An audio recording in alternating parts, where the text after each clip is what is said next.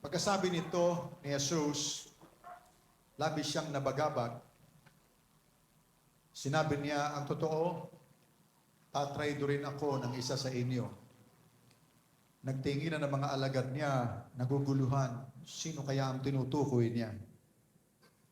Nakasandal kay Jesus ang tagasunod na minamahal niya. Apparently, ito si John.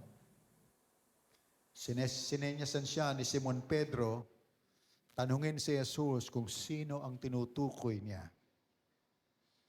At habang nakasandal siya kay Jesus, nagtanong siya, Panginoon, sino po ba yung tinutukoy ninyo na magtatraydor? Sumagot si Jesus, kung sinong bibigyan ko ng tinapay na isinasawsaw ko, siya yon. Kumuha si Jesus ng tinapay at matapos isawsaw sa sawsawan, ibinigay kay Judas na anak ni Simon Iscariote. Nang matanggap ni Judas ang tinapay, pumasok na sa kanya si Satanas. Sinabi ni Jesus sa kanya, gawin mo na agad ang gagawin mo. Hindi naintindihan ng mga kasalo sa hapunan kung bakit sinabi yon ni Jesus. Ang akala ng iba, inutusan lang ni Jesus si Judas na bumili ng mga kakailanganin sa pista. O kaya magbigay ng limos sa mga mahihirap. Dahil siya ang tagapag-ingat ng pera nila. Pagkakain ni Judas ng tinapay, agad siyang umalis. Gabi na noon, and it was night. Now, it was said na ang aksyon ng Panginoong Jesus ay katulad din ng aksyon ng mga Oriental. That means practice na tayo, mga Oriental tayo, tawag sa atin, Oriental, from the East. Na kapag nagkakasama-sama ang magkakaibigan, nagkakainan sila. Kapag ikaw ay nag-imbenta ng isang tao sa iyong tahanan, ang ibig sabihin, hindi mo ito kaaway. It is an offer of friendship. So that ng Panginoong Jesus ay nagkasama-sama ng mga kaibigan niya. Merong isang balita na dumating, na pinarating niya sa kanyang mga kasama, na sabi niya, merong magtatraydor sa akin, sa inyo. So medyo mabigat ito. And then, ang sabi ng banal na kasulatan, ng isa ay nagtanong, si Juan, sabi niya, sino kaya? Sino pa Panginoon yung sinasabi mo magtatraydor sa'yo? And then, kinuha niya yung kapirasong tinapay. Practice ng mga Oriental, okay? Katulad nung pagka merong pagkain, no? Tutusukin yan, iaalok sa'yo, sa isang inuman, normal yan. Okay? So actually, ito ay isang gesture ng pagsasabing, I'm still your friend or I am your friend. So ang sabi po rito, kung iintindihin natin ang Panginoong Hesus kahit kailan na hindi plastic, ibig sabihin, totoo siyang palagi. So nang kanyang inalok ang tinapay na ito, ito'y talagang legitimate. Sa kanyang puso, genuine. Ito ay pag-aalok sa isang kaibigan. It could be pag-iimbita sa kanya na isip-isipin niya yung kanyang gagawin at that time. Para bagang sinasabi ng Panginoong Hesus, alam ko na kung anong gagawin mo. Alam ko na tatraydorin mo ko. But despite of that, nag-a-appeal pa rin ako sa iyo sa pamamagitan ng gesture na pinagkakaloob ko sa iyo ito, sinasabi ko pa rin sa iyo, you're still my friend.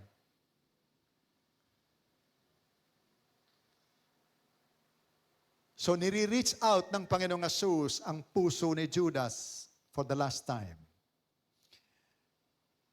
Kung ang pusong ito ay magbubukas sa kanya at tatanggapin yung friendship na ito, despite of the fact na naibenta niya na ang Panginoong Hesus.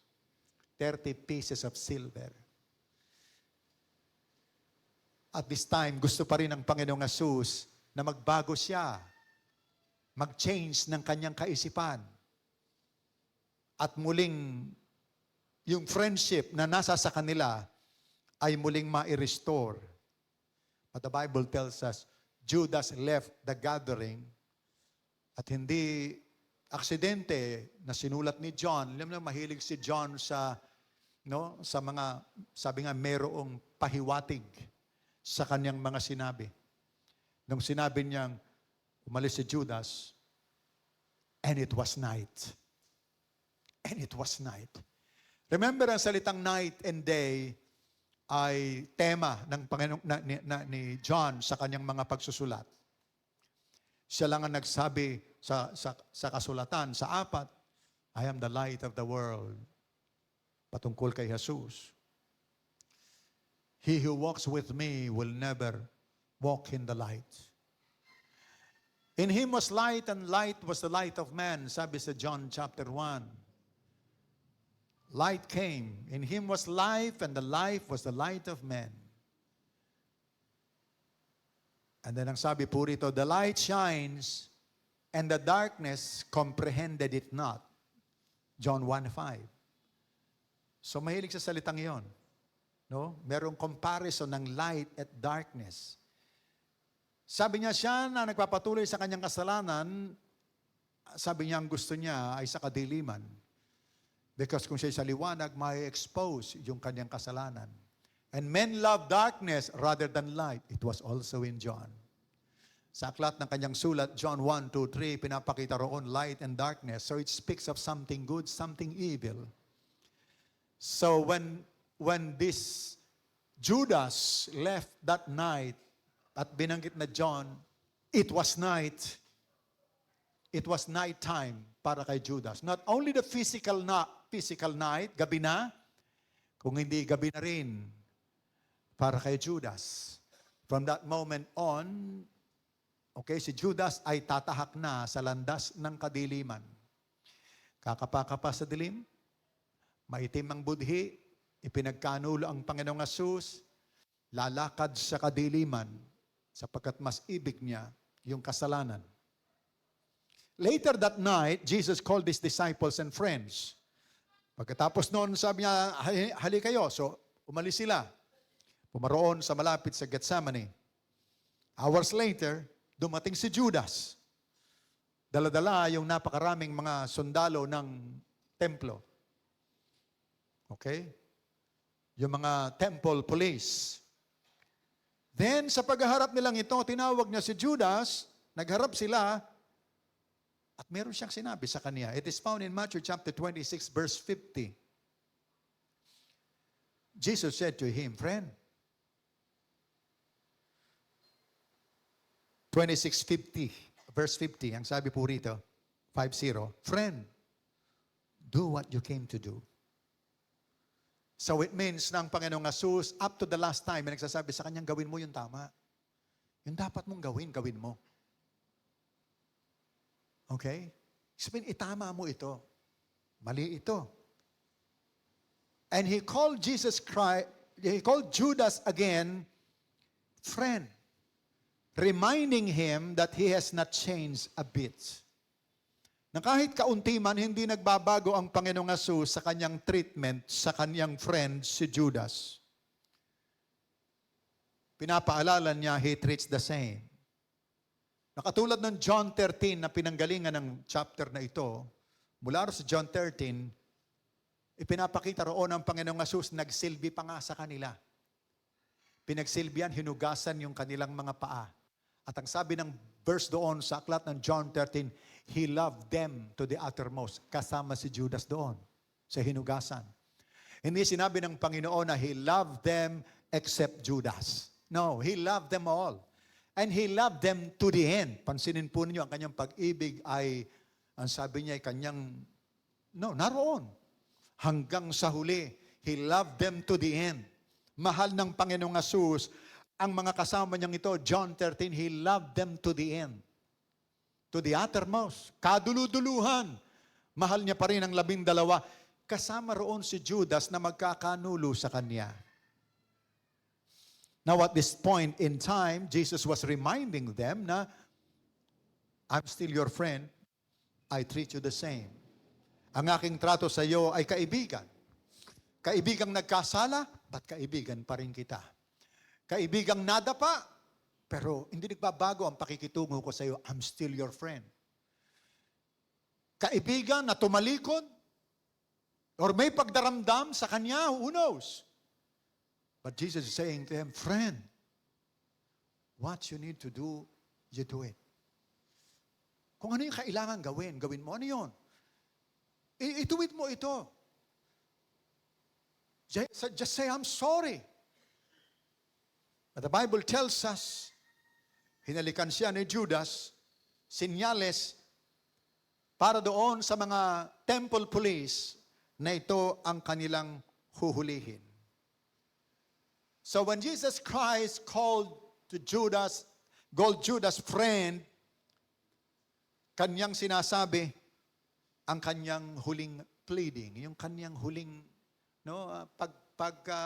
pagkukumbinsi na kung po pwede, iayos natin ito.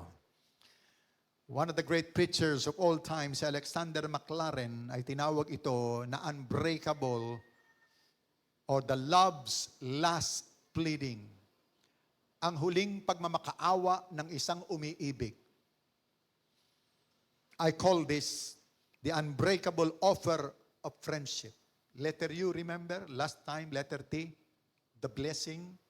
Letter U stands for the offer ng Diyos sa atin, unbreakable offer of friendship.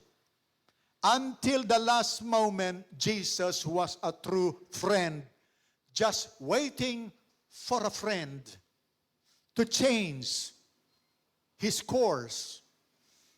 Iayos yung kanyang direksyon ng kanyang buhay. Muling bumalik sa pakikipagkaibigan, sapagkat ang Panginoong Hesus naman, hindi naman siya nagbabago sa kanyang pakikipagkaibigan sa katulad ni Judas. Unbreakable friendship. Ini-offer ng Panginoong Hesus not only for Judas, but for all the believers of all time. Remember, Jesus Christ did not came to save us only. Hindi siya naparito para maging para iligtas lang tayo, and then pagkatapos ay ganun lang. O tratuhin ng maganda, okay na yan. Katulad perhaps ng mga tao na gustong makapasok sa Amerika, well, kinalingan na nga sila ng Amerika. Ano ba kinakailangan? Bibigyan pa ba sila ng mga kung ano-ano trabaho rito? Hindi na. Bisa pinapakain na lang nila doon sa kanilang malaking yung mga parang lugar kung saan ang mga immigrant nag-i-stay hanggang sa sila ay tawagin doon sa kanilang patungkol sa kanilang mga papers na inaayos para makatira ng legal sa Amerika.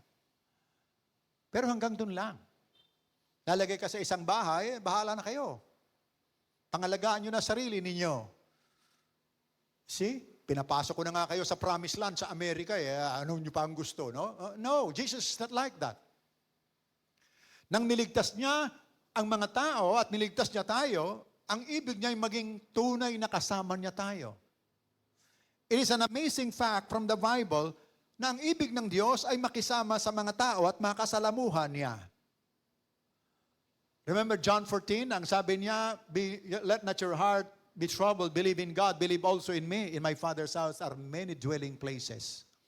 Sabi niya, maraming lugar sa tahanan ng aking Ama. At kaya ako paroroon sa Kanya para ihanda ko ang inyong paroroonan. Ang sabi niya, so that kung saan ako naroroon, naroroon din kayo. Amazing. Ang sabi niya, gusto ko magkakasama tayo. Gusto ko yung ating friendship dito, hanggang doon, sabi nga natin, hanggang sa dulo ng walang hanggan. Friends pa rin tayo. Mag-uusap tayo, magpapakaligaya tayo doon sa isang magandang lugar na sinabi ng aking Ama, ako magiging kasama nyo, kayo magiging kasama ko, and we'll be there forever. It is an amazing fact na ang friendship na ito ini-extend sa mga taong kagaya nyo na isang araw ay maaaring magkamali, maaaring magkasala, maaaring madapa, maaaring traidorin siya. Now, we know for a fact na ibig ng Diyos na tayo maging kaibigan sa pamamagitan ni Jesus because when you see Jesus Christ, you see God. Ano ang itsura ng Diyos? Ano siya? Pag nakita niyo si Jesus, ganun siya. Amen? Because Jesus is the exact replica, the exact representation of the invisible God in this earth.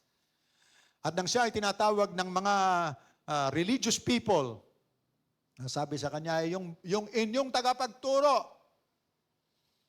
ang sabi niya, friend of sinners and prostitutes, friend of wine bibbers, mga kaibigan ng mga mahihilig sa alak at mga kaibigan ng mga prostitute at kaibigan ng mga manginginom at mga mahihilig sa kain. You know why?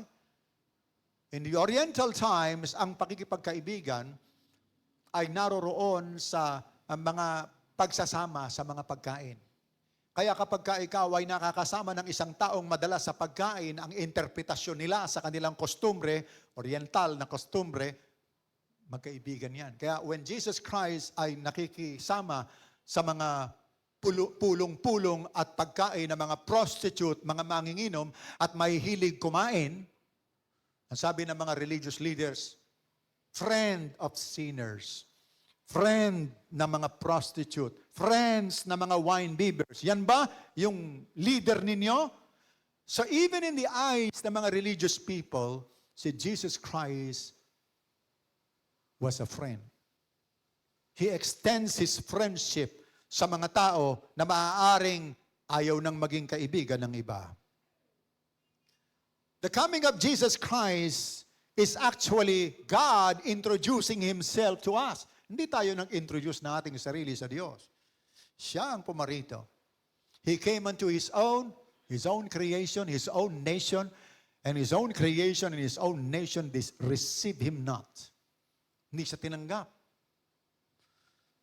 So naparito siya at ini-offer sa mga tao ang friendship. Yung pagparito niya at inaaya niya ang tao ay magtiwala sa kanya, ay offer ng friendship. Because kapag ikaw ay nag-aalok na pagtiwalaan mo ko, ang ibig sabihin, gusto kitang maging kaibigan.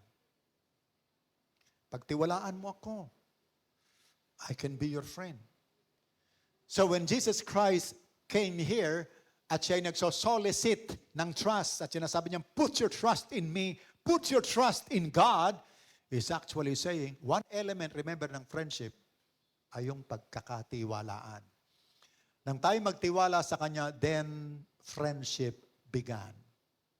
You may not know it na itinuturing ka ng kaibigan ng ating Panginoong Hesus, but I'm telling you, yung Kanyang mga aksyon ay nagsasabing, nung ikaw ay timiwala sa akin, I consider you as a friend. This friendship needs to be developed. Ito naman, yung sa atin, kinakailangan nating i-develop yung ating relationship sa Kanya bilang mga kaibigan niya. To understand friendship with Jesus, we have to understand how friendship works. So when I say, inaaya niya tayo sa isang relationship ng pakikipagkaibigan, nasa sa inyo na ngayon kung gusto nyong maging kaibigan siya. Unfortunately, si Judas, kinat off niya yung kanyang pakikipagkaibigan. It's very unfortunate. Narito na yung pinakamabuting tao na nabuhay sa mundo. Narito na yung pinakamarunong na tao, pinakamabait na tao, pinamakapangyarihang taong nabuhay, then tinalikuran mo pa. Hindi dapat ganon. Jesus is offering friendship again in a deeper relationship sa Kanya. It's now up to us kung gusto nating maging kaibigan siya. Because for Him, when He talks about friendship, it is unbreakable. Kagaya nung kanyang pakikipag-relationship kay Judas, hanggang sa huli, sabi na sa Tagalog, isinasalban niya, sinesave niya yung pakikipagkaibigan niya because ayaw niya na magbe-break ng friendship. When He is a friend to you until the very last. At hindi niya papayagan, ayaw niya Nakakalas kayo sa pakikipagkaibigang ito. Hanggang sa huli, gusto niyang isave ang pakikipagkaibigang ito. Kahit na tinraidor siya, kagaya ni Judas, kahit na ipinagkanulo siya, gusto ni Jesus, i-resolve natin ito. I still want you to be my friend. And in fact, sabi niya kay Judas, for the last time, friend, kung ano yung dapat mong gawin, gawin mo na. Ibig sabihin, kung ano yung tama, iayos mo na. Hindi ako nagbabago. I changed na. To understand this, you must know relationship between friends sa humans. Yung mga pakikipagkaibigan ng mga tao.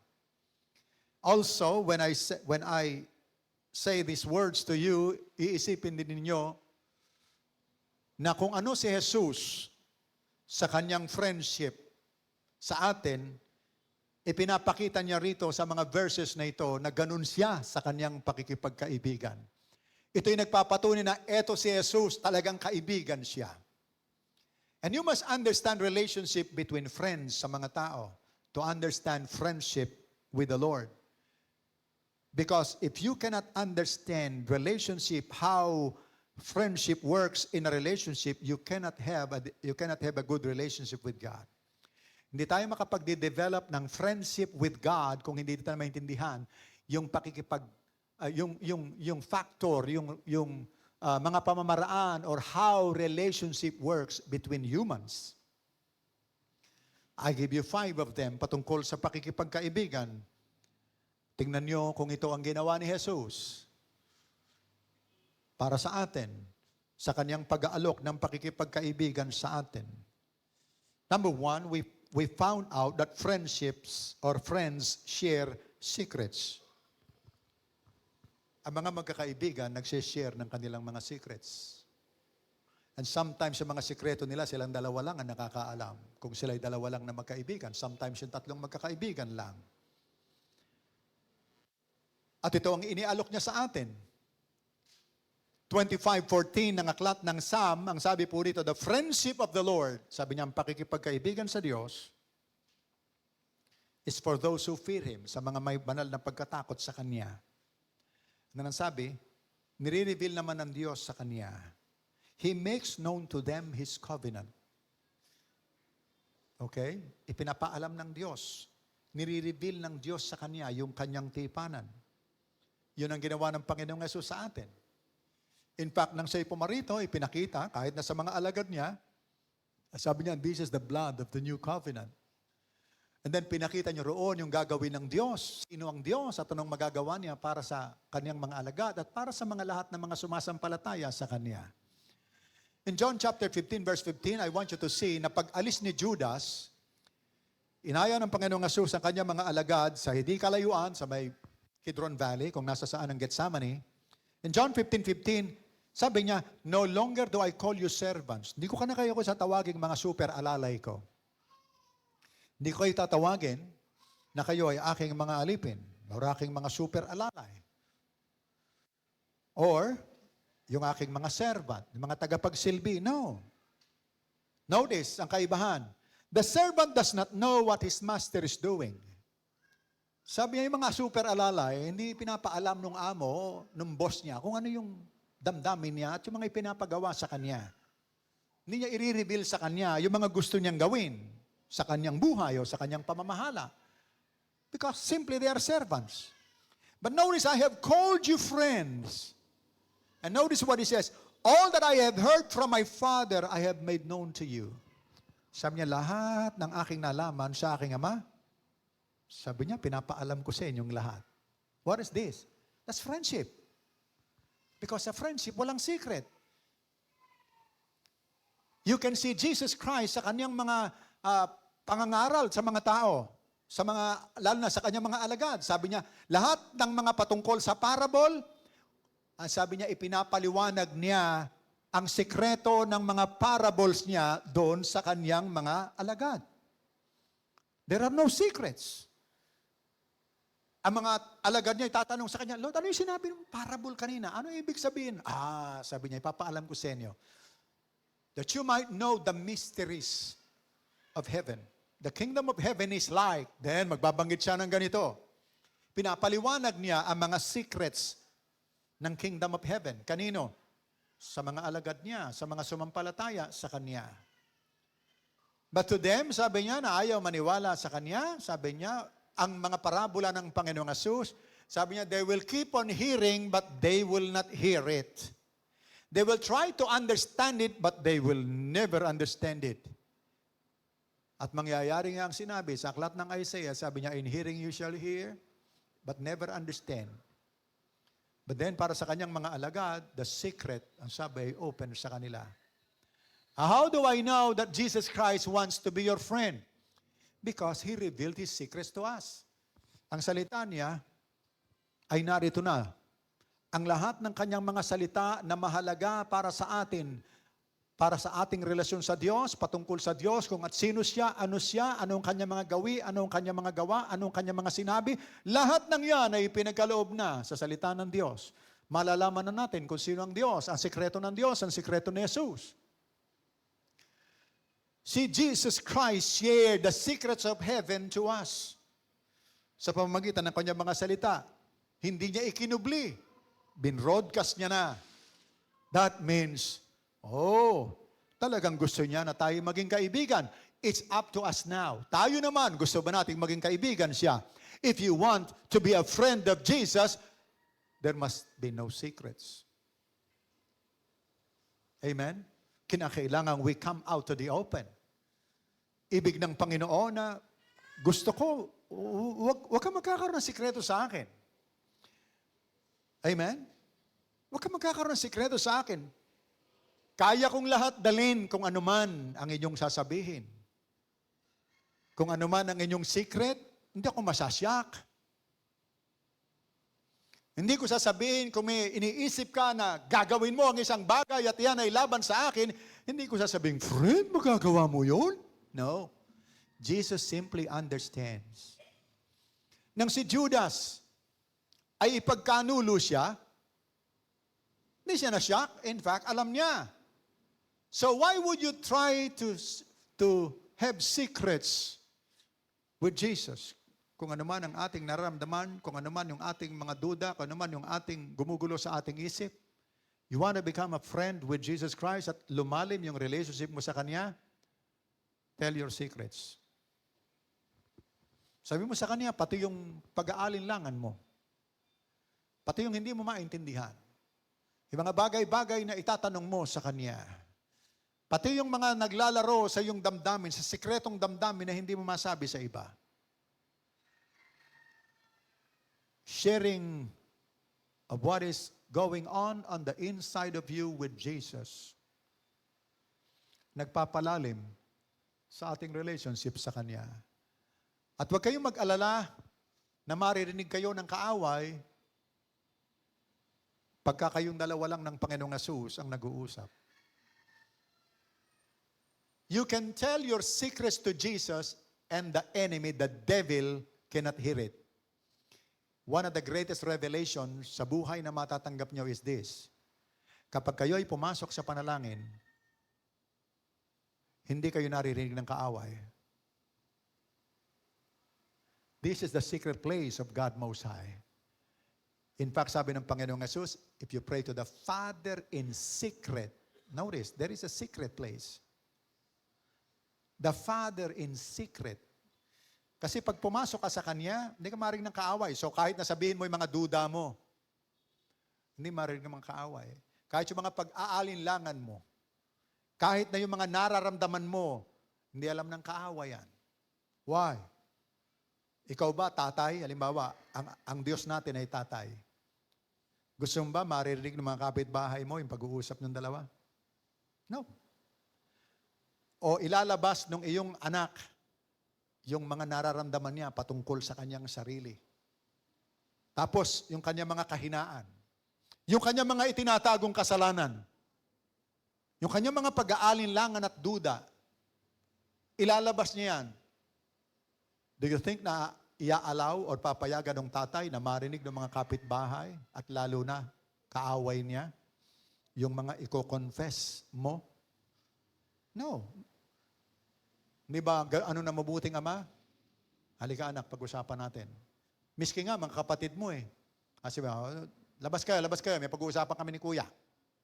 Why? Because ito yung sikreto ng dalawang mag-ama. Now, kung kayo magkaibigan, gusto nyo bang i-broadcast yung pinag-uusapan ninyo sa mga kaaway ninyo? No. And remember, Jesus has all the power. Kapag sinabi ng Panginoong Jesus, bawal dito ang diablo, hindi ka makakapasok dito yan. So sa pag-uusap natin, it is only you and God. It's one of the greatest revelation na tatanggapin nyo sa buhay ninyo. So that in God, I can be so free. Kahit sabihin ko yung aking mga hinaing, yung mga, kuminsan, no, masasabi mo sa Panginoon, kuminsan, yung mga salitang ito, Panginoon, ba't ganito? Itong taong ito, nagpalabas ng kanyang mga picture na siya ikukulong. Humingi ng appeal sa mga tao, yung image niya. No, yung image ng kanyang litrato nakuha nung siya ay si Trump ang sinasabi ko sa abroad, nilagay yung image niya. Binenta yung mga litrato. Isang araw lang kumita 7 million. Sabi ko, Lord, yung mandarayang ito. Itong mandarayang ito, binebenta yung litrato niya. Nakakalikom kagad ng 7 million. Sabi ko sa church, nag-a-appeal ako sa mga tao. Hindi kami makaka-raise ng 7 million. Pero itong mga taong ito, pinagmamalaki na sila, nakademanda. Pinagmamalaki, yung kanilang litrato, ibinebenta para maka-raise ng pera. And yes, ang bilis. So yung mga thoughts ba na yun? Sabi ko, ba't ganun? Okay? Now, these are the secrets na naroroon sa loob natin na pwede nating sabihin sa Kanya. See? Pati yung mga duda natin. Friendship is developed when we share secrets. At ang Panginoon, hindi siya nasa-shock sa mga ikukwento mo sa Kanya na ikaw lang ang nakakaalam. Binanggit mo sa Kanya yung mga alinlangan mo, iniisip mo, Lord, iniisip ko lang naman ito. Oh, nag-isip ka ng ganyan? Sama yan. Oh, hindi gagano ng Lord. Si Adam, nang siya ay nagkasala, tinatawag siya, sabi niya, Adan, where are you? Hindi kaya alam ni Lord, nagkasala na si Adam? No, tinatawag niya uli na lumabas mula roon sa pagtatago niya. That they go on with their friendship. See? Hindi nasyak ang Diyos. Hindi masasyak ang Diyos kung i-reveal mo sa Kanya yung mga hidden things na nasa sa iyo. I-discuss sa Kanya at sabihin sa Kanya. In fact, ang sabi ng Bible, makatutulong yan sa atin para magkaroon tayo ng kapayapaan sa Diyos. Philippians 4:6, the Bible tells us, in everything, by supplication and prayer, let your requests be made known unto God. Sabi niya, sabihin nyo lang na sabihin. And sabi niya, and the peace of God, ang kapayapaan ng Diyos ay isa sa inyo. Hindi lamang nagkakaroon tayo ng pagluwag sa ating kalooban. Okay? Pati mga tampo, pati yung bitterness natin, pati yung unfairness, for example, na ginawa sa atin ng kung sino, just tell it to God. At ang sabi ng Bible, hindi lamang ito makatutulong na mapayapa kayo o kaya ay magkaroon ng kapayapaan ng inyong puso. You are actually developing friendship with Jesus. And He'll show His secrets to you. Proverbs 17:17, friends stick closer than a brother.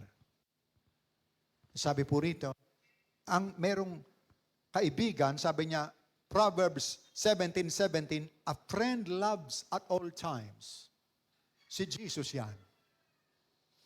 Si Judas, pinagkanulo na siya. Hanggang sa huli, inaaya niya. And he still is offering friendship. Hindi siya nagbabago. His friendship with Judas is love at all times. Kahit ipagkakanulo siya, hindi lamang siya friends in good times.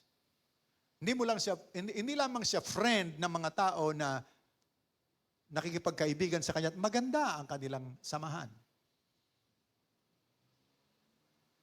In good times and bad times, you know na si Jesus ay friend. Because pinakita niya na kay Judas na kahit traitor rin siya, hindi ako nagbabago.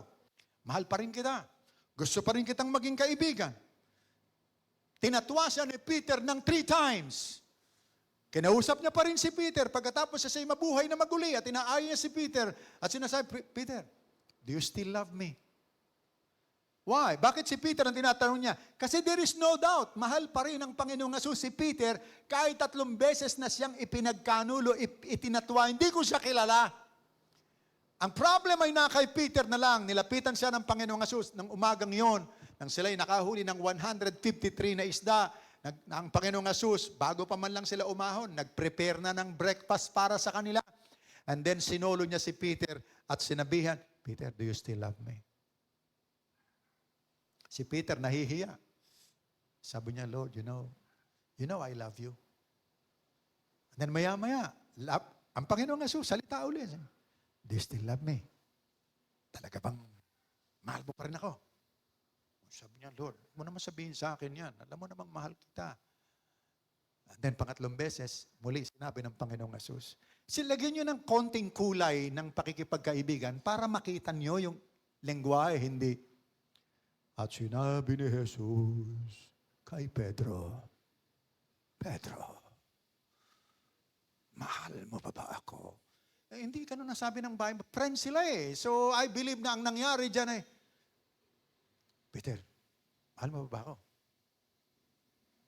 Mahal mo ba ako? Sabi mo, Lord, alam mo yan, mahal kita. And then sinabihan siya uli, second time, Peter, mahal mo pa talaga ako? Sabi niya, Lord, mahal kita. Sige, pakainin mo pa yung aking mga tupa. Pakainin mo yung aking mga tupa. Feed my sheep. Feed my lambs. And then afterwards, 3 beses, lumapit na naman ang Panginoong Hesus niya, Peter, talaga bang mahal mo ako? Nahiya na si Peter, Lord, alam mo namang mahal kita. Sige, sabi niya, just feed my sheep. So Jesus is a friend at all times. Not only in good times and bad times. May mga friends kayo na ang tawag natin ay fair weather friends. Kaibigan dahil maganda lang ang panahon. Ibig sabihin, perhaps ikaw ay patuloy na maayos sa pakikitungo sa kanya, binibigyan mo siya, ayos ang buhay, marami kayong pinagsasamahan, pinagsesharean, kasi okay ang buhay. At yung friend na ito, binebless ka. But then, paano pagka nagbago na ang panahon? Hindi na ikaw yung nasa panahon na okay, lahat binibigay mo sa kaibigan mo. Or sa panahon na ikay nagtatagumpay, but then suddenly, nagkaroon ng insidente. Nag-collapse ngayon. Hindi na kayo masyadong nakalalabas, hindi ka na rin nakatutulong sa kaibigan mo. Then ang kaibigan bang yan ay friend pa din? O friend mo lang siya kasi nasa itaas ka? Pero nung ikaw ang nawalan, ikaw ay nasa baba, nawawala na yung mga kaibigan mo. Sabi sa Bible, nawawala ang mga kaibigan kapag ang isang tao ay mahirap. Sabi niya, ang mayaman, dumarami ang kaibigan. These are called weather friends. Fair weather. Kaibigan ka lang kasi nandun ka pa sa magandang kalalagayan. But there are rough times ahead sa buhay. Ang friendship, ang sabi rito, a friend loves at all times. That means ang friend, he loves in good times and bad times. What are friends for? Sabi nga ro sa isang awitin. Amen? What good friends are for? In good times, in bad times, di ba? I'll be on your side forevermore. That's what friends are for. So, Jesus proved that He loves you in good times and bad times. Even at the worst times of your life, nung ikaw ay nasa kasalanan pa, at kahit nung ikaw ay naligtas na, sometimes ikay nadadapa, ikay nakakasala. The Bible tells us, hindi nagbabago ang friendship. Nag-o-offer pa rin. Ayos natin to. I-deal natin yan. And don't worry. Many times, sasabihin ng Panginoon sa'yo, hindi na malalaman ng iba. Si Judas, ipagkakanulo na siya. Hindi niya binrose ka, sinabi, alam niyo mga kaibigan, mayroong magkakanulo sa akin. Etong Judas nito. Traitor to. No. Sabi ng Bible, walang nakakaalam.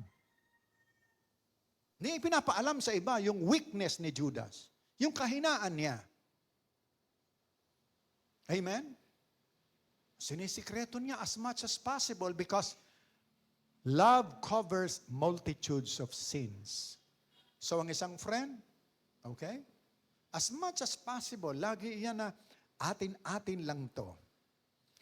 In Proverbs 18:24, a man of many companions may come to ruin. There is a friend who sticks closer than a brother. Tingnan niyo ang Panginoong Hesus. Mas marami pa siyang inukol na panahon sa mga huling araw niya doon sa kanyang mga kaibigan kaysa sa mga kapatid niyang tunay. Meron siyang kapatid na tunay. Remember, si Jude.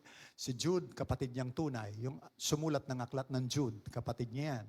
Si James, kapatid yan ng Panginoong Hesus. Yung sumulat ng James. Okay? So meron siya mga kapatid. And yet, ang kasakasama niya ay yung kanyang mga alagad. Si James, naligtas lang yan pagkatapos na si Jesus mamatay. Hindi siya tagasunod ng Panginoong Hesus nang ang Panginoong Hesus ay buhay. So yung sumulat ng James, pagkatapos mamatay ng Panginoong Hesus, tsaka lang yan na born again. So marami siyang kapatid, pero saan siya nag-i-spend ng mga oras niya? Ang sabi, he sticks closer than his own brothers. Okay, now if you want friendship with God, notice what it says, you must stick to Jesus much, much closer than even your own brothers. Sabi niya, dapat mas madikit ka kay Jesus. Kahit nga sa mga kapatid. Hindi siya seloso. Ang sinasabi lang dito ay, gusto kasi nating mag-develop ng friendship. Ang Panginoong Hesus, nung siya ay nagnasa na maging kaibigan natin, ipinakita niya, if you are my friend, I am closer to you than my own brothers and sisters. That's friendship. Ganun naman talaga. Kahit sa inyo naman, kung minsan makikita nyo, mas mahal niyo pa yung mga kaibigan nyo kung minsan eh. Mas marami pang oras na iginugugol niyo sa kanya kaysa ron sa mga sarili niyong mga kapatid eh. Amen? Lalo na yung mga lumalaki minsan, barkada na mas barkada na inuuna. Sabi ng mga magulang, yan ang sakit ng mga magulang, inuuna mo yung mga barkada mo. Kasi iniiwan yung mga kapatid dito, unahin yung barkada. Because ganun talaga ang friendship. Ang friendship ay talagang, sa sobrang ganda ng idinudulot nito doon sa mga magkakaibigan, minsan mas binamahalaga pa nila yung kanilang mga kaibigan. This is not a bad assessment. It simply means life is like that. Ganun talaga ang mga friends. Friend loves purity of heart. Ang Panginoong Hesus, puro at dalisay ang kanyang puso. So gusto mo maging kaibigan niya, amen, bantayan ang puso. Ang sabi niya, Proverbs 22 verse 11, he who loves purity of heart, whose speech is gracious, will have the king as his friend. Kahit nga rito sa libutan ito, sabi niya, kapag ka ikaw, yung dila mo, ginagamit mo sa maayos, at ang dila mo, ang iyong bibig, gracious, magsalita. Ibig sabihin, puno ng grasya, puno ng biyaya, hindi paninira, hindi pangwawasak, hindi hindi pangmamaliit ng kapwa. Kung ang salita mo ay punong-puno palagi ng biyaya, sabi niya kahit kaibigan, magiging friend mo. And the same thing is true with Jesus. You want a friend just like Jesus, na King of Kings and the Lord of Lords? Sabi niya, yung iyong bibig, alagaan mo, na ito'y magsasalita ng salita ng grasya, at ang sabi po rito, he who loves purity of heart. So sabi, maging malinis lang ang iyong puso, konsensya. Ang ibig sabihin, hindi nangangahulugang hindi ka magkakasala. You see, ito yung internal na nangyayari sa loob ng ating puso. Ang sabi, ang Panginoong Hesus, meron siyang pure heart. So Jesus said, you want to be my friend? You may not be perfect in your behavior. Maring hindi tamang lahat ang iyong magiging gawi at ang iyong pagiging pag-uugali. Maaaring hindi perfecto. But Jesus Christ is looking at the heart. Ano ba yung nasa sa loob? So ang nasa sa loob ng isang tao sometimes, minsan, iba yung naikikilos niya pero hindi niya intensyon. Ang ibig niya, laging malinis ang kanyang konsensya, laging malinis ang kanyang puso. O sabi niya, kung mamahalin mo lang na yung puso at konsensya ay palaging malinis, magiging kaibigan mo si Jesus. Maaring mali yung ating mga action because akala natin, okay, yun ang tama. Ginawa natin ng malinis yung ating konsensya. Yun ang mas mahalaga sa ating Panginoong Jesus. And if you love purity of heart, that means because you want Jesus to be your friend, ibig ko yung aking puso aalagaan ko sa kalinisan. And you can make friends with Jesus Christ ng mahabaan. Wala sa kanyang problema. Tayo po ang naroroon na magsasagot sa kanyang alok. Siya, 100%, sinabi niya na, I want to be your friend. It is now only you na magdi-decide. You want to be a friend with Jesus? He said, purity of heart. Gusto niya, yung ating puso, laging inaalagaan na ito'y laging maging puro, dalisay, maayos ang kanyang motibo, ang konsensya, maayos. Ginagawa mo ng ayon doon sa alam mo na malinis ang aking konsensya nang ito ay aking gagawin. At ang sinabi rito ay, you love it. Mahal mo na ang iyong konsensya laging pure, laging dalisay. Do not violate your conscience. Notice, also, Proverbs 27 verse 6. Ito kung gusto nating ma-develop yung pagiging friend natin sa Kanya. Proverbs 27 verse 6. Faithful are the wounds of a friend. Profuse are the kisses of an enemy. The kisses of an enemy are deceitful. Faithful are the wounds of a friend. Faithful friend wounds a friend. Gusto niyo maging kaibigan ng Panginoong Hesus, you must be ready na kayo ay masugatan niya. Some people think na ang pakikipagkaibigan sa Panginoong Hesus, oh, masarap na kaibigan ng Panginoong Hesus, He will never hurt you. That's not true. Sometimes, you need to be hurt momentarily para ikaw sa pangmatagalan ay maisaayos sa iyong landas. Hindi niya intensyon na saktan ka lang. No. Masasaktan ka lang because, remember, truth hurts. Kasi ang totoo, masakit. At many times in the scripture, sabi sa banal na kasulatan, for example, 4:12, ang aklat ng Hebrews, nang sabi roon, the word of God is like a sword. No? Sabi niya, ito parang espada. May dobling talim ito. It hurts. It pierces sometimes. Tumutusok ito. And Jesus Christ, handa siya na gamitin itong salitang ito. At kung minsan ay kinakailangan masaktan ka, or papayag siyang masaktan ka, at iibigin niya ng masaktan ka na, kaysa sa magpatuloy ka sa maaaring isang araw, ay ikapahamak mo. Yung mga tao na gusto nila palagi, yung kanilang kaibigan, laging hindi sila sasaktan. Ang gusto nila, yung kaibigan nila, laging, kahit na medyo masakit na at yung masakit na katotohanan ito ay magtutuwid sa'yo, may mga taong ang gusto, laging ayaw kong masasaktan. Pagkakaibigan kita, sinaktan mo ko, hindi na kita bate, hindi na tayo magkaibigan. Hindi nyo maging kaibigan ng Panginoong Hesus.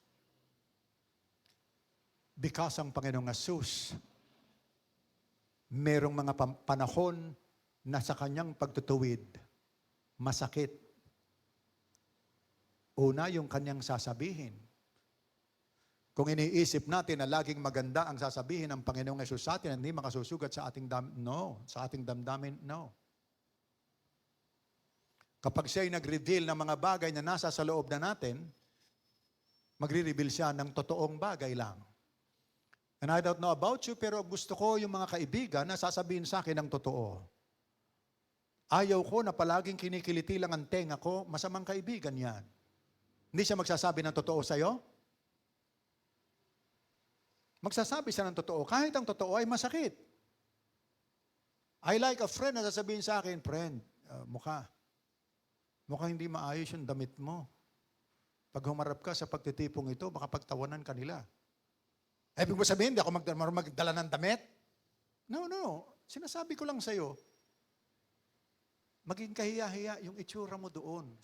Baka naman Well, ano ang gusto mo? Sabihin siya, ganda ng damit mo. Kahit na alam mo, pagpunta mo ron, magiging outcast ka, magiging pagtatawanan ka.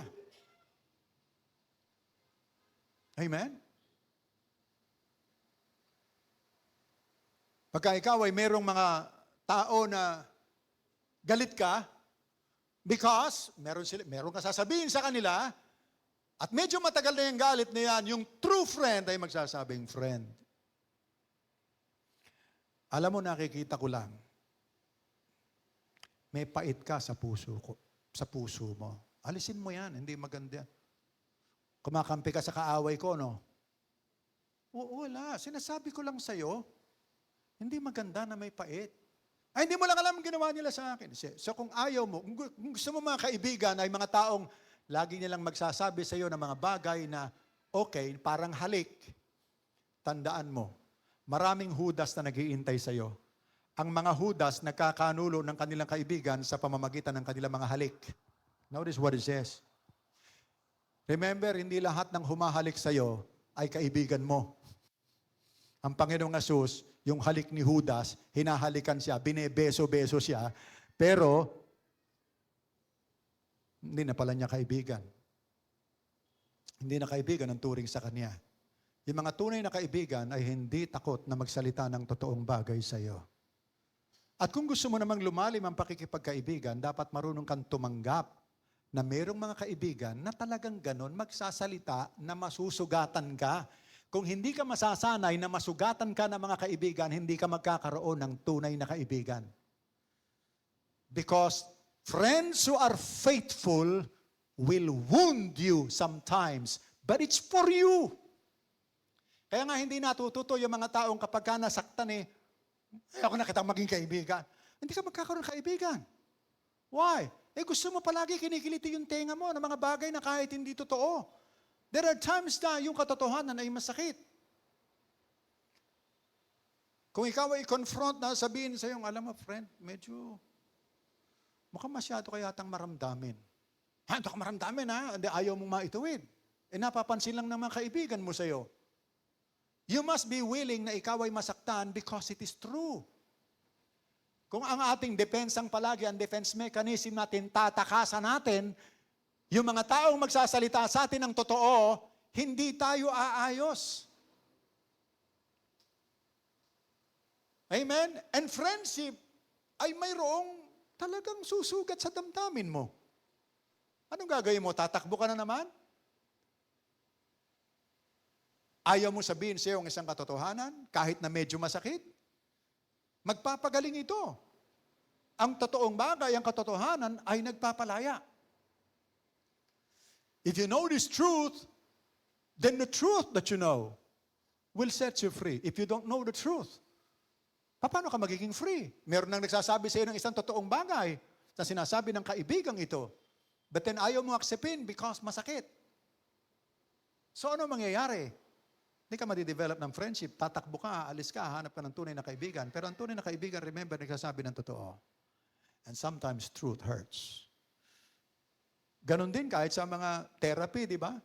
Sa mga therapy, sometimes, pag ikay kinonfront niyan, mga therapists, sabihin siya, sige, sabihin mo na sa akin mga totoong mga bagay. Hindi mo pwedeng, may itago ka sa kanya. Hindi ka gagaling. Amen? Yung mga nagugulumihanan sa, kumukuha ng treatment sa labas, mga depression, mga gano'n, nasasabihin sa kanila, ano pa yung mga iniisip mo? Sabihin mo sa akin lahat. Because hindi kita matutulungan kung hindi ka magsasabi ng lahat. And sometimes, pati yung mga bagay na naroon sa kalooban, kinakailangan sabihin para ikaw ay gumaling. Sometimes, kinakailangan sariwain yung mga sinasabi, yung mga pinagmulan kung bakit nangyari yan. Kung yan ay mananatiling nakatago, then hindi ka gagaling. Kinakailangan itong ilabas. Katulad din yan nung kapag sinabi ng doktor sa'yo na, hey, alam mo, may nakitang bukol sa'yo. Ang magagawa lang natin dyan, alisin yan. Kung hindi natin aalisin yan, then, ikamamatay mo yan. That's the truth. But the truth hurts. Pero kinakailangan sabihin sa'yo ng doktor, hindi kinakailangan itago. At kinakailangan masaktan ka. Amen? Aalisin, for example, yung isang cancer na parte ng buhay mo, para ikaw ay humaba ang buhay. O kaya para wag magtagal yung nararamdaman mong pain. Tinulungan, yung aking manugang dinala sa ospital. Okay? Inoperahan. Abay, 3 araw na, 4 na araw na, matindi pa rin yung kanyang nararamdaman sa post-operation. Ang sabi ni doktora, hindi dapat ganon. Appendicitis lang yan. Dapat yan 1 araw, 2 araw. Naroon ka na sa recovery. Maayos na. Wala ka nang masyadong sakit na naramdaman. Pero ang sakit ng kanyang naramdaman. Hindi siya makarecover ng mabilis. 4 na araw na. Sabi ni doktora, sige, punta ka. Then nag-meet sila. Alam nyo, piniga ni doktora yung, siyempre, gynecologist yun. Mas alam niya yun . Sabi niya, para magkaroon ng healing process yan, sabi niya, itong mga bagay nito, kinakailangan lumabas ng mas mabilis, mas maaga. So, piniga na gano'n. May mga lumabas na gano'n sa kanyang tiyan. Piniga. Sakit daw, sabi nung aking manugang. Pero pagkatapos naman nun, ang bilis ng recovery niya. Pagkatapos nun, okay na siya. Amen? Pero ang sakit nung ginawa sa kanya. Sinasaktan ba siya ni doktora? Dahil galit sa kanya? No. Sinasaktan siya para gumaling siya. And sometimes, ganun ang friendship. Sa friendship na lang, masasagasaan ka, for example, magkaibigan kayo, pababayaan ka niya bang masagasaan? Sometimes, kinakailangan itulak ka niya sa isang tabi. Sa pagtulak niya sa iyo sa isang tabi, dahil biglaan, maaaring nauntog ka doon sa sidewalk. Friend, galit ka ba sa akin? Papatayin mo ba ako? Hindi. Niligtas lang kita kasi masasagasaan ka kung hindi kita tinulak. Hindi mo pwedeng gentle ang pagtulak. Hindi, masasagasaan ka . Alam mo na ikamamatay ng kaibigan mo, anong gagawin mo? Kahit masaktan ka, gagawin ko dahil ikamamatay mo yan. At kung mauntog ka sa simento, at least much better kaysa sa nahagip ka ng sasakyan. There are times like that sa pakikipagkaibigan. Sasaktan ng kaibigan para mailigtas ka. The same thing is true with God. No, ang Diyos ay gayon. And sometimes it hurts you, yung kanyang mga pamamaraan. Pero ginagawa niya because He loves you so much na ayaw niya na yung suffering mo ay magtagal or yung suffering mo magpapatuloy ka. Samantalang kung sasaktan ka ngayon or masaktan ka ngayon, di bali na. Pagkatapos naman ito, gagaling ka. Remember, wounds heal. Remember na ang sugat ay nagpapagaling. Parang, ang tawag natin sa English, oxymoron. Sugat, tapos magpapagaling. Yes, sabi ng Bible, by His wounds, you were healed. So, merong healing sa sugat. So, sinugatan ka, hindi para ikaw ay patayin, saktang talaga. Paralyzed ka, no. Sinugatan ka para ikaw ay gumaling. Ang surgery ay ganun, sinusugatan ka para ka gumaling. Amen? Talagang ganun. Now, kapag hindi kayo sanay na ang Diyos, sometimes sa kanyang pamamaraan ay susugatan kayo or masusugatan kayo, hindi kayo magkakaroon ng malalim na relationship. Magiging friends niyo si Jesus. Suppose ang Diyos ay katulad ni Abraham na tinawag na friend of God. Si Abraham ay tinawag na friend of God. Narito yung friend ang Diyos. Pinagkalooban ka ng isang anak sa yung 100 years old ka na talagang binless ka. Pero isang araw ang anak na ito, matapos mong palakihin, matapos mong arugain, minahal mo, ang sabi sa iyo, nang nagbigay sa iyo na friend mo, friend. Gusto ko sanang kunin sa iyo si Isaac. Dalhin mo siya sa Mount Moriah. Ihain mo siya sa akin bilang isang sakripisyo. Ano ang dulot nito sa damdamin nitong si Abraham? Friend tayo, sasaktan mo ako. Pag kinuha mo yung anak ko, alam mo, napakahalaga sa akin yan. Amen?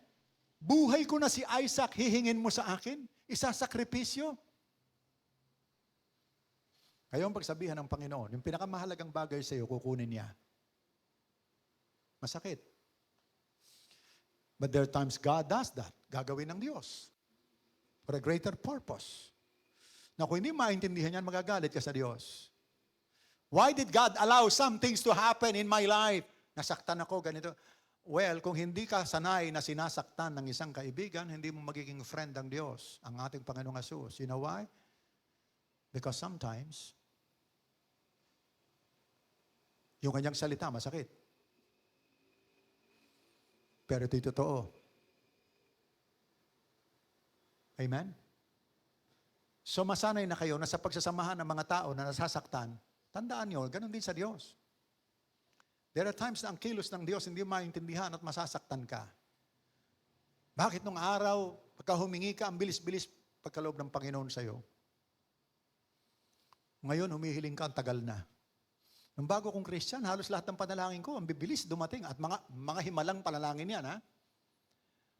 Nung bagong ligtas lang ako, bago lang ako nakatanggap sa Panginoon, nanalangin ako, Lord, sabi ko, paano ko ba malalaman na ako'y ligtas?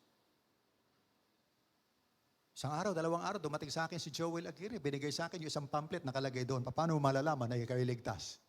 Bilis. At yun ay isang himala, no? Mahirap mangyari yung ganon. Biro mo, yung tanong mo, sasagutin sa pamamagitan ng isang booklet. Amen? Bago lang ako. Sabi ko, Panginoon, gusto ko na talaga yung magbago, kagaya ng sinasabi mo, na bagong nilalang. Gusto ko maayos ang buhay ko. Sabi ko, Panginoon, problem, sabi ko yung aking, yung pagkagusto ko sa alak. Ako may hawak ng alak sa Latundenia, yung mga imported na alak eh. Meron pa akong libreng mga paalak ng Latundenia noon. Inuuwi ko pa sa mga kaibigan ko. Isang araw, nag-uwi ako ng masarap na alak. Binigay ko sa mga kaibigan ko. Naalala ko yung pangako. Sabi ko, Lord, tutuwid na ako. Ayoko na nga pala ng alak. Pero sabi ko, alisin mo to sa akin. Paglasa ko ng alak, iba na lasa ko. Ayoko na. Talagang ayoko na. Hindi ko na nagustuhan. Sabi ko, Lord, ayoko na rin tumikim ng sigarilyo. Ang bilis. Sigarilyo, wala nang panlasa sa akin. Sugal. Sabi ko, Lord, ayoko na magsugal. Ilang araw lang, wala na. Ang bilis. 4 pa lang na buwan ako sa Panginoon. Panginoon, gusto ko na mag-asawa, bigyan mo naman ako ng mapapangasawa. Nag-pray ako, Lord, pakita mo naman sa akin kung sino mapapangasawa ko. Pinakita sa akin. Ang bilis.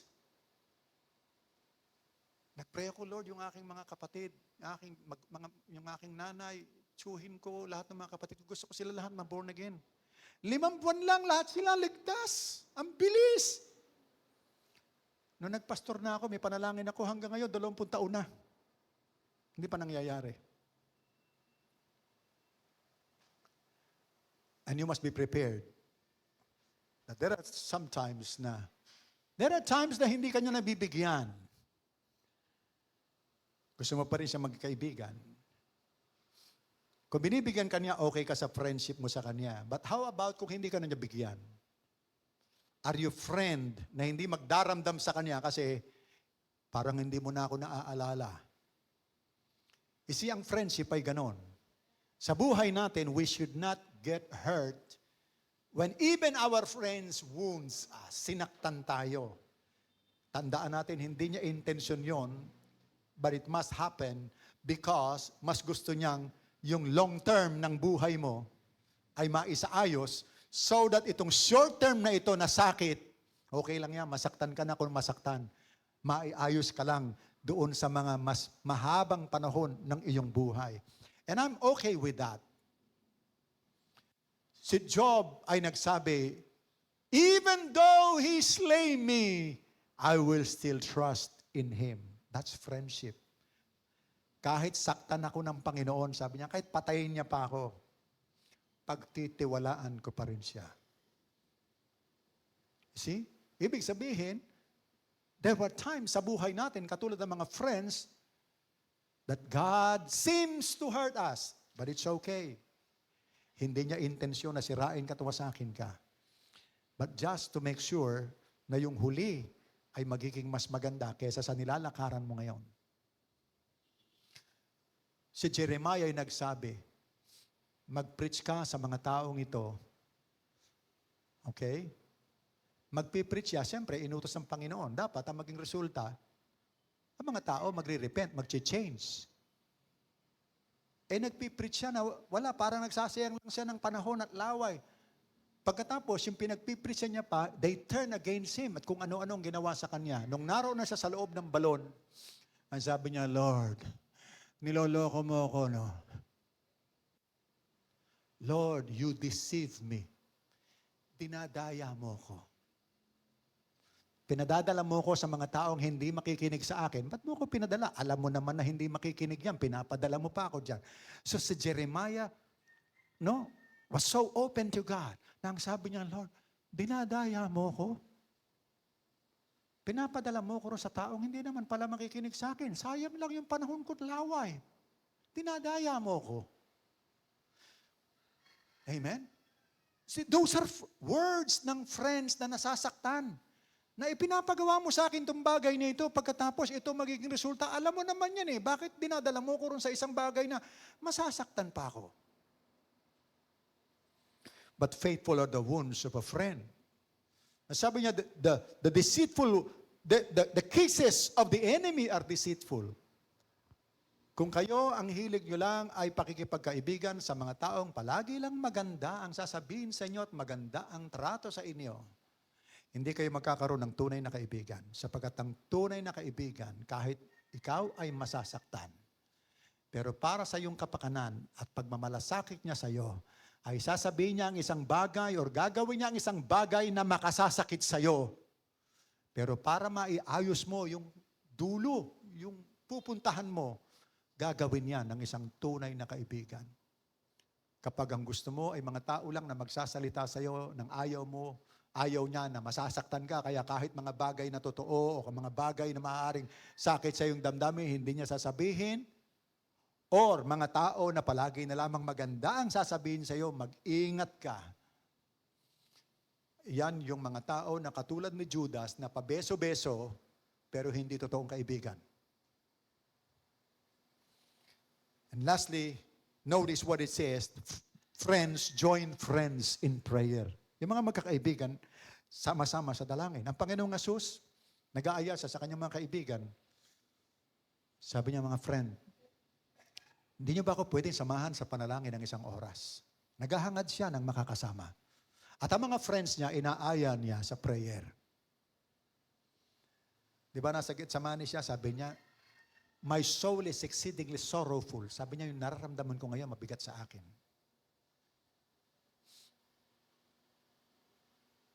So ang sabi niya, maaari ba samahan niyo ako kahit isang oras lang? Si Daniel, ang sabi, nung magkaroon ng banta sa kanilang buhay, tinawag niya kaagad yung kanyang mga kaibigan. Friends, pray tayo. Nasa bingit tayo ng kamatayan dito. So mag-pray tayo sa Panginoon. It is found in Daniel chapter 2 verse 17. Inaya niya yung kanyang mga friends. In Jesus, we have a good friend who is always praying for us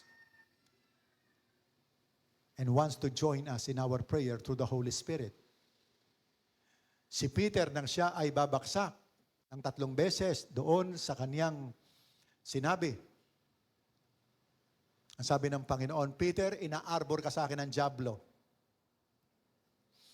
Pero sabi niya, I have prayed for you. Pinanalangin na kita. that your faith fails not. Nang iyong paniniwala, huwag papaltos, na makatayo kang matibay. I prayed for you. So Jesus Christ wants to be friends with us who will pray with each other. Just like Daniel. Just like the book of Acts, yung mga church members doon, lagi nagpe-pray magsama-sama. Jesus wants to be your friend. And friends join friends in prayer. You see, dumadalangin magkakasama. Through us, sabi ng Bible, sa pamamagitan ng Holy Spirit na nasa atin, nakikipag-join ang Panginoong Jesus sa atin sa panalangin. Ang sabi sa aklat ng Hebrews 7, I think it's found verse 25, Jesus ever lives to make intercession for us. Nabubuhay siya para tayo ipanalangin. At sumama sa atin sa ating mga panalangin. You can develop friendship with God if you will join Jesus in prayer time. Amen? Sama ka sa Kanya sa panalangin. There are some things na gusto ng Diyos na i-accomplish dito. And whatever is already released in heaven, sa earth, hindi pa nare-release. You are the one na may susi nito, na makikipag-agree sa mga kalooban ng Lord sa taas, sa langit, so that the will of God will happen in this earth. He said, when you pray, pray. Thy will be done in earth as it is in heaven. Inaaya niya ang kanyang mga kaibigan na yung kanyang will sa heaven ay ipag-pray ng kanyang mga kaibigan dito sa lupa so that the will of God will be done. So we pray for the country, we pray for the church, we pray for other people, we pray for the salvation of many. When we pray, we develop our friendship with the Lord. Friends prayed together. And ang banta naman sa ating friendship ay palaging naroroon. Itong ginawa ng dyablo kay Judas. Notice what it says, Proverbs 16:28. A dishonest man spreads strife. A whisperer separates close friends. Sa tunay na sa kalakaran ng buhay ng tao, alam natin yan. Dishonest man, a dishonest person, nagkakalat ng pagkakabahabahagi at nagbubulong upang magkahiwalay kayo. Sinong bumubulong sa atin sa kagustuhan natin na lumalim yung ating relationship sa ating Panginoong Jesus? Ang dyablo. Merong isang persona, dishonest, nagsasabi ng mga bagay na hindi totoo patungkol sa ating pakikipagkaibigan sa Panginoong Jesus. What are those lies, for example? Para lang yan doon sa mga tao na talagang mga alagad lang ng Panginoon. Ay mga pastor, pwede na yan. Pero tayo, karaniwang tao ka lang, gusto mo maging kaibigan ni Jesus nang malapit sa Kanya. Hindi mangyayari yan. That's a lie. Remember, the devil is a liar. He is dishonest. He is a liar. Yun na lamang sabing, totoo, ang Diyos, lalalim ka sa pakikipagkaibigan sa Kanya. No? Hindi yan totoo. Totoo lang yan para sa mga santo, ng mga araw, ng mga binanal talagang sobra. No? Pero para sa karaniwang tao, hindi mo na maririnig ang tinig ng Diyos. Hindi mo siya magiging kaibigan. But the Bible tells us, kabaligtaran. So ginanito ka, ang Diyos ang gumawa niyan sa iyo. Ang Diyos ang nagbigay ng sa kanya, pinabayaan ka niya. Sino ang nagbibigay ng ganong klaseng panukala? Whisperer. Sinong nagbubulong sa atin yan? Pinabayaan ka na ni Lord. Walang pakialam si Lord sa mga pinagagagawa mo ngayon. See? Siya ang gumawa niyan. Okay? Hindi mangyayari yung pinangako na yan. Wala ka ng pag-asa. Sino yun? Whisperer. And whisperer separates close friends. Don't listen to the devil, he's a liar. Ang truth lang ng Panginoong Jesus ang ating tatanggapin because ang Panginoong Jesus is a faithful friend. He will always tell you the truth. Ang kaibigan hindi magsisinungaling. And we believe Jesus Christ, then as long as we continue sa mga bagay na ito, makikita nyo makukultivate ang inyong pakikipag-relationship sa Kanya. At kahit na kung minsan masakit ang pakikipag-deal niya, friend pa rin tayo ni Jesus. Because inasahan na natin, sometimes masasaktan tayo. But it's okay. Amen? Masasaktan tayo sometimes sa mga pakikipag-deal niya. But then, I want to become a friend to Him. Kahit na medyo masakit, it's a part of friendship. Amen? Father,